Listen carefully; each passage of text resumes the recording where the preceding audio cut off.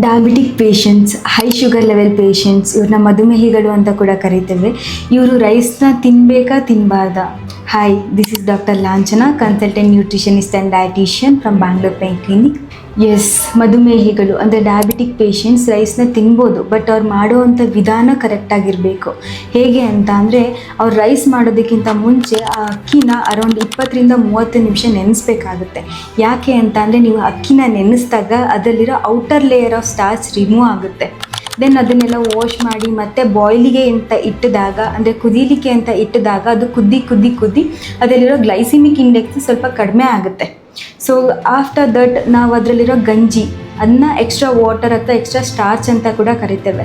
ಆ ಗಂಜಿನ ರಿಮೂವ್ ಮಾಡೋದ್ರಿಂದ ಆ ರೈಸಲ್ಲಿರೋವಂಥ ಸುಕ್ರೋಸ್ ಕಡಿಮೆ ಆಗುತ್ತೆ. ಸುಕ್ರೋಸ್ನ ನಾವು ರೈಸ್ ಶುಗರ್ ಅಂತ ಹೇಳ್ತೇವೆ. ಸೊ ಸ್ವಲ್ಪ ಪ್ರಮಾಣದಲ್ಲಿ ಆ ಸುಕ್ರೋಸ್ ಕೂಡ ರಿಮೂವ್ ಆಗುತ್ತೆ.